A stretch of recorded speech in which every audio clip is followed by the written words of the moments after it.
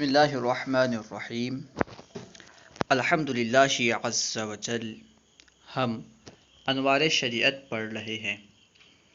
آج ہم انشاءاللہ عز وجل شرک و کفر کا بیان پڑھیں گے۔ شرک و کفر کا بیان۔ سوال: شرک کسے کہتے ہیں؟ شرک سے مراد کیا ہے؟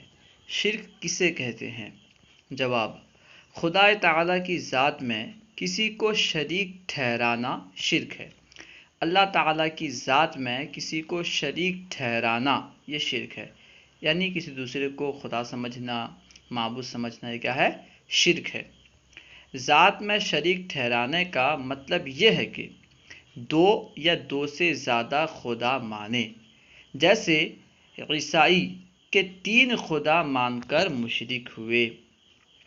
عیسائی 3 خدا مانتے ہیں، اس لیے وہ لوگ مشرک ہیں، یعنی شرک کرنے والے ہیں۔ اور جیسے ہندو کے کئی خدا ماننے کے سبب مشرک ہیں۔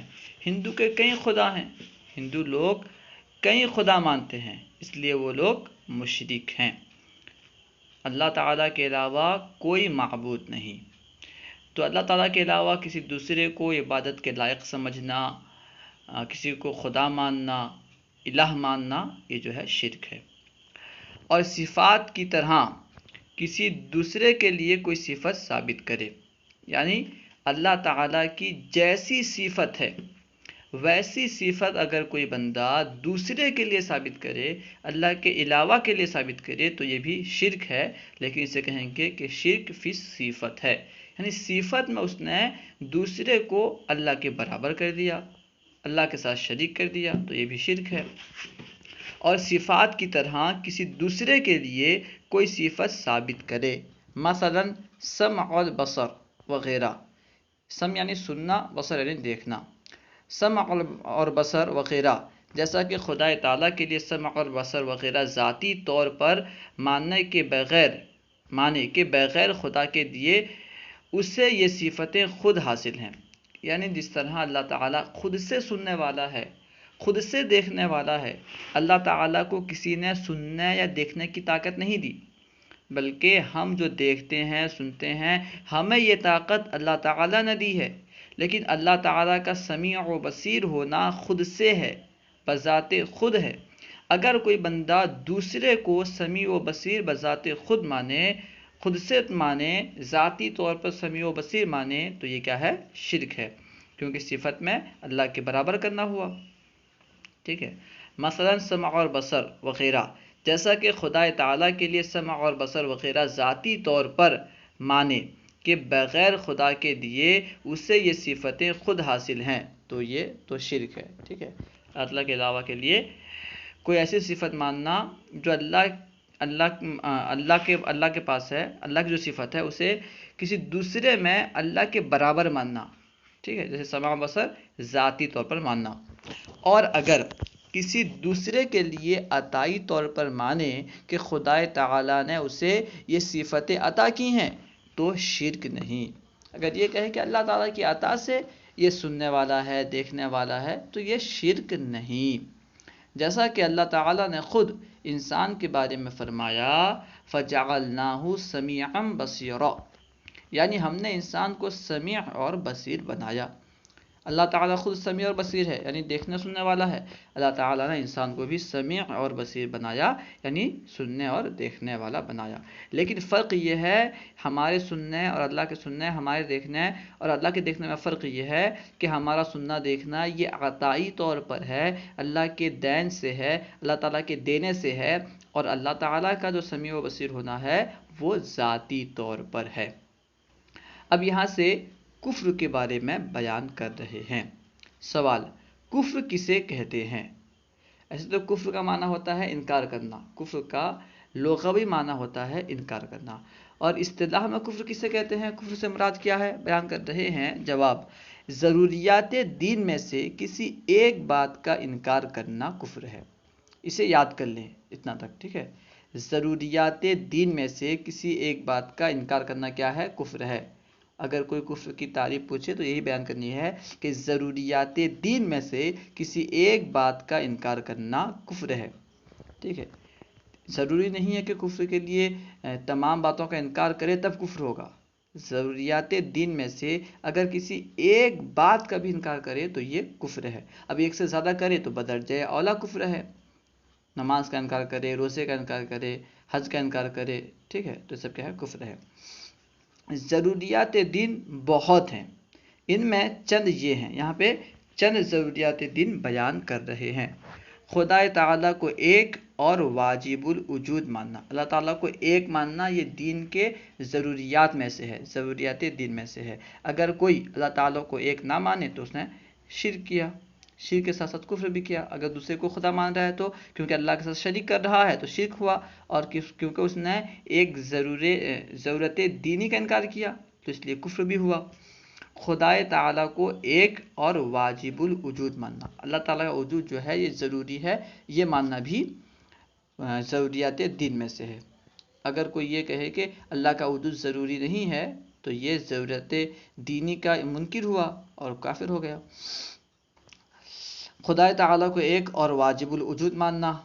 اس کی ذات و صفات میں کسی کو شریک نہ سمجھنا. اللہ تعالیٰ کی ذات یا صفات میں کسی کو شریک نہ سمجھنا. ظلم اور جھوٹ وغیرہ تمام عیوب سے اس کو پاک ماننا. یہ ماننا کہ اللہ تعالیٰ تمام عیوب سے پاک ہے. کچھ لوگ کہتے ہیں کہ اللہ تعالیٰ جھوٹ بول سکتا ہے، نعوذ باللہ، تو اس طرح کہنے والا کافر ہے، ٹھیک ہے، کیونکہ وہ ضرورت دینی کا انکار کرنے والا ہے. اللہ تعالیٰ ہر قسم کے عیب سے پاک ہے.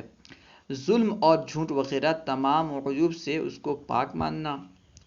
اس کے ملائکہ اور اس کی تمام کتابوں کو ماننا. اللہ کے فرشتے اور تمام کتابوں کو ماننا، ٹھیک ہے.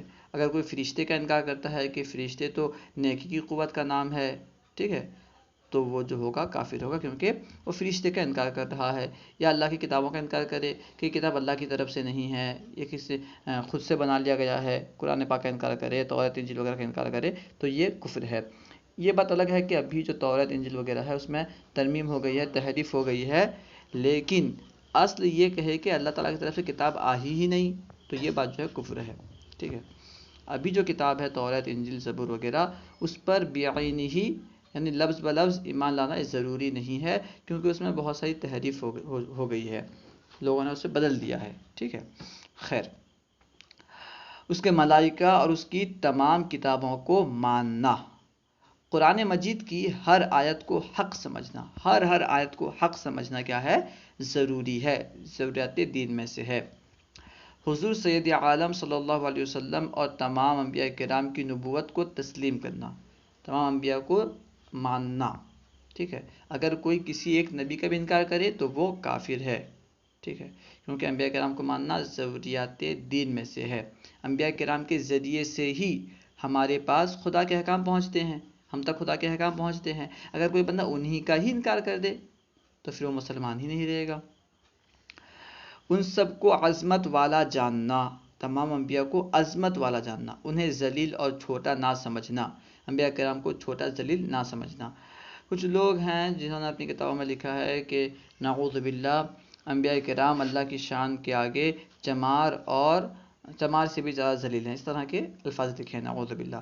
یعنی وہ اللہ کی شان بیان کرنے کے آڑ میں، بہانے میں انبیاء کی توہین بیان کر رہے ہیں، نعوذ باللہ. تو ان سب کو عظمت والا جاننا، انہیں ذلیل اور چھوٹا نہ سمجھنا، یہ کیا ہے؟ ضروریات دین میں سے ہے. ان کی ہر بات جو قطعی اور یقینی طور پر ثابت ہو اسے حق ماننا. انبیاء کرام کی ہر بات جو قطعی اور یقینی طور پر ثابت ہو کہ یہ انبیاء کرام کی بات ہے اسے حق ماننا، حق سمجھنا. حضور علیہ السلام کو خاتم النبیین ماننا، یہ ماننا کہ نبی پاک پر نبوت ختم ہو گئی، اب کوئی نبی نہیں آنے والا. کچھ لوگ جو ہیں اپنی کتابوں میں لکھے ہیں کہ اگر نبی پاک صلی اللہ علیہ وسلم کے بعد کوئی نیا نبی آ جائے تو نبی پاک صلی اللہ علیہ وسلم کی نبوت پر کوئی فرق نہیں پڑے گا، نعوذ باللہ. یعنی وہ یہ مان رہے ہیں کہ کوئی نیا نبی آ سکتا ہے، نعوذ باللہ. نبی پاک کے بعد کوئی نبی نہیں آ سکتا، یہ ماننا ضروریات دین میں سے ہے، کیونکہ نبی پاک صلی اللہ تعالی علیہ وسلم خاتم المرسلین ہیں.